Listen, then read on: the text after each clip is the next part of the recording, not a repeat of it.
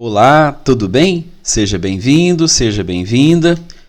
Mais um vídeo do estudo dirigido à ciência dos sacramentos, do autor Charles Webster Leadbeater. E aqui nós vamos ter uma abordagem didática sobre os fundamentos e princípios desse rito cristão. Esse trabalho é um trabalho da missão Monsenhor Leadbeater, a nossa academia de treinamento espiritual, do qual eu, como diácono, atualmente na Igreja Católica Liberal, província do Brasil, eu me proponho a fazer a divulgação e estudo das obras desse autor, que, como Monsenhor Leadbeater, foi um dos fundadores da Igreja Católica Liberal, ok? Nós vamos ao capítulo 2, nós estamos trabalhando aqui no capítulo 2, estudando a Santa Eucaristia, e esse é o vídeo 18. E aí, caso você tenha chegado nesse vídeo aqui de alguma forma direta e precisar ter acesso aos outros vídeos, está aí na playlist, recomendo que você veja antes, porque tem uma sequência. Essa sequência é o que nós estamos tratando aqui, ó. Nesse vídeo de agora, na parte, a gente dividiu didaticamente o ritual, o capítulo da Santa Eucaristia, de acordo com a liturgia da Igreja Católica Liberal, em 5 etapas. Primeira etapa, os ritos iniciais, que são os primeiros vídeos. Nós já completamos essas gravações. Agora nós estamos na etapa da liturgia da palavra. Dentro da Santa Eucaristia, a terceira etapa seria a liturgia eucarística, depois os ritos de comunhão e, por conclusão, os ritos finais. Então, no nosso roteiro, nós estamos aqui agora na liturgia da palavra e nós vamos abordar aqui o Munda Cor Meo, ok? Eu trouxe aqui para vocês, sempre eu procuro trazer na parte da Santa Eucaristia um registro visual. Esse vídeo eu utilizo ele para o meu próprio treinamento. E o objetivo dessa obra aqui também, desses vídeos, eu volto sempre a reforçar.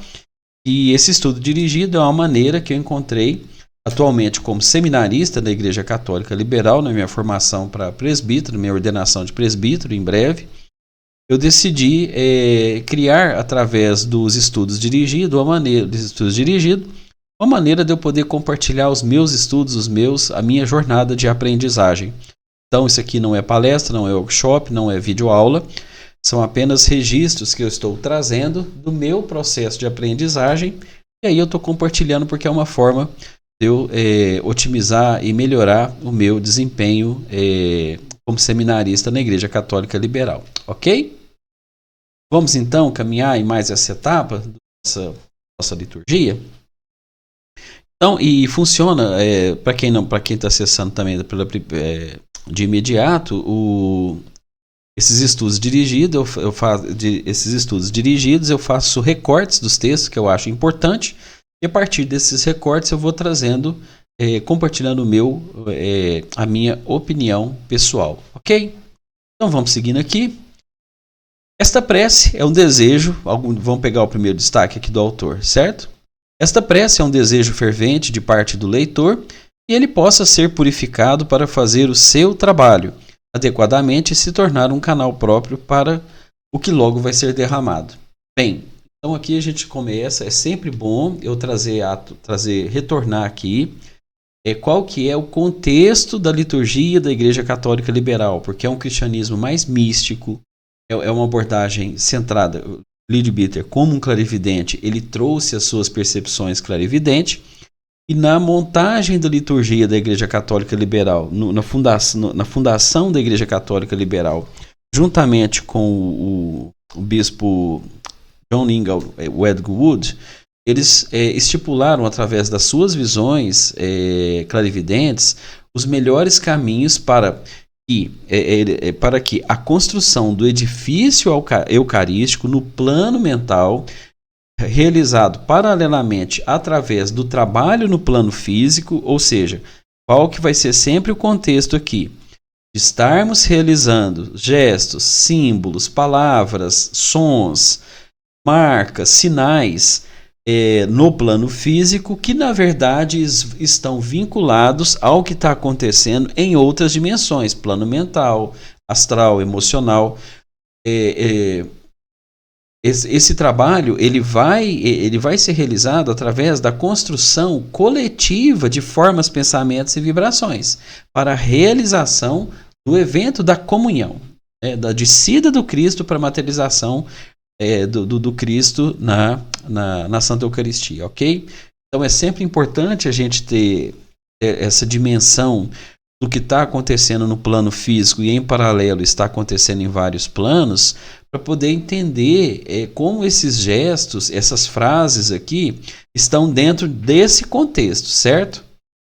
Então, eu estou falando aqui que esse desejo por parte do leitor é uma forma dele se posicionar enquanto canal adequado para o que vai acontecer adiante, certo? Ele complementa esse trecho aqui dizendo que uma resposta muito real é recebida através da bênção do celebrante ou bispo, que dessa forma lhe confere uma parte da eletrificação que foi produzida pela incensação e o inclui temporariamente dentro do campo magnético, admitindo assim dentro dos santos dos santos, a fim de fazer essa parte especial do trabalho. Ou seja, é uma etapa de preparação na qual quem está narrando aqui, realizando essa atividade, passa a receber, passa a fazer parte do campo eletromagnético dessa atividade para que ela possa realmente ganhar uma dimensão maior um pouco adiante. E aqui, a cada edição, como esse livro ele é um livro de em torno de 1920, assim, esse de Sacramentos, é lógico que é um livro, estamos falando aqui, tem algumas ilustrações até bem ricas, bastante ricas, mas é um livro do século passado. E aqui eu estou buscando trazer nessa abordagem audiovisual uma didática de tentar buscar, através de alguns recursos da inteligência artificial, eu tenho buscado trazer algumas imagens que pudessem representar, né, não de maneira realística, mas o mais aproximada possível do que seria uma visão do que estaria acontecendo. Então essa seria uma visão desse campo eletromagnético compartilhado aqui. A gente estaria vendo um pouco dessa perspectiva aqui, certo? Seguindo aqui com mais partes dos textos, o autor nos diz aqui: haverá dois resultados de lembrar isso. O elo entre o diácono e o povo será mais forte, e ele será capaz de fazer muito mais quando ler o evangelho, e também os centros nas pessoas terão sido muito melhor preparados para a efusão do evangelho. O que o autor está falando aqui? Vai haver na frente a leitura do evangelho. Então esse trabalho é um trabalho de preparação, tanto para o diácono ou o leitor que está fazendo, está proferindo essas palavras, esse ritual em palavras. E aí o que acontece? Nessa etapa aqui, já vai começar a haver uma preparação com centros energéticos, aqui o autor está falando de chakra, tá? Então vai haver uma preparação para alinhamento do chakra, principalmente através da voz do celebrante. Porque na atividade à frente, a leitura do evangelho, haverá uma estrutura diferenciada, um volume diferenciado de energia para a construção de forma de pensamento. Então, essa atividade é uma atividade intercâmbio preparatória para realmente que a efusão de energia da leitura do evangelho seja melhor aproveitada, e dessa leitura o leitor está aproveitando para fazer um trabalho de alinhamento e sintonia dos centros energéticos, os chakras da congregação, ok? Contudo, o resultado, tanto no diácono como no povo, é apenas leve durante a prece. É só na resposta do celebrante que percebemos algo mais definido. Então, à medida que que está sendo proferida essa palavra, quando não é o celebrante, é um diácono, no caso, quando está sendo feita essa Munda Cormel, a sintonia começa a ter uma sintonia fina, mas quando o sacerdote emite realmente o final dessa sintonia, ele vai perceber que é algo mais estruturado, consolidado no plano astral para a continuação das atividades lá na leitura do Evangelho, certo?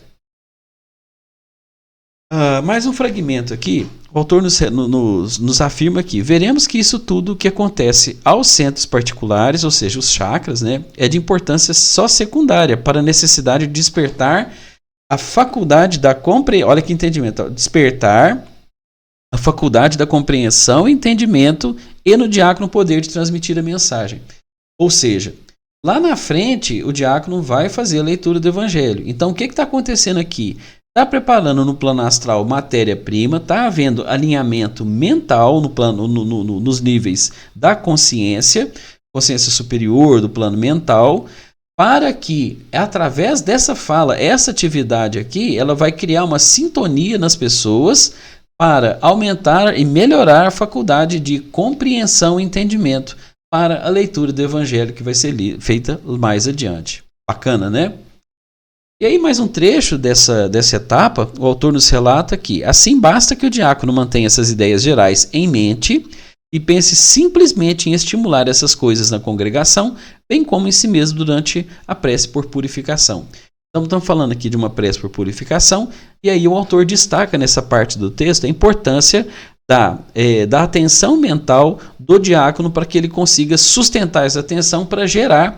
E aqui nós estamos falando a gente sempre vai falar essa questão: manipulação de energia, formas, pensamento, vibração, forma, palavras, gestos, sinais. Tudo isso está diretamente relacionado ao procedimento todos os procedimentos que estão sendo realizados ali no altar. E também, vira e mexe, o autor vai estar reforçando essa questão desse intercâmbio das energias entre os participantes no altar e entre, às vezes, os participantes determinados no altar, determinada ordem, e troca com a própria congregação. Ok? Vamos seguir para mais uma etapa.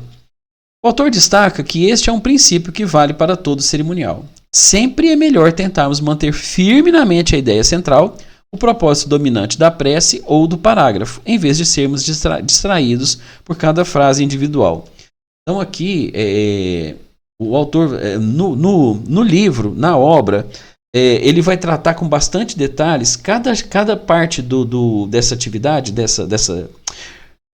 do Munda Cormel, cada frase, cada etapa, ele vai mostrar com que cada centro energético ou mais de um centro é ativado. Aqui eu não quis entrar nesse detalhe, porque senão a gente ia estender muito, e tem o fato dessa proposta aqui ser mais sintetizada realmente, senão a gente vai trazer o livro aqui para dentro e vai ver ele. E não é essa a intenção. Aqui eu estou trabalhando os termos de destaque. Então ele está falando que é sempre também aqui ele vai reforçar a ideia de termos na mente aquilo que está sendo falado em determinados blocos, para que a nossa distração não perturbe a construção das formas pensamentos no plano astral, ok? A razão para isso é que a compreensão da ideia central envolve o uso dos poderes sintetizantes da mente superior, e assim exige muito mais do indivíduo. Então aqui o autor está reforçando que a mente, a atenção e a concentração em determinados pontos do que está sendo falado ali, coloca realmente a atividade do plano mental superior, e aqui a gente volta a falar dessa questão, dessa perspectiva do ser humano que está acontecendo ali no plano físico, mas o autor está relatando aqui aquilo que acontece no ser humano em seus vários corpos, em seus vários níveis. Então, uma atividade está sendo realizada no plano físico, o ser humano, então, nos seus vários corpos, essa atividade vai estar relacionada simultaneamente, paralelamente, ok? Bom, é isso. Chegamos aqui ao final de mais essa etapa do ritual da Santa Eucaristia. E eu quero agradecer a você por ter acompanhado comigo aqui até o momento. Desejando a você uma boa leitura, bons estudos e até o próximo vídeo. Tchau!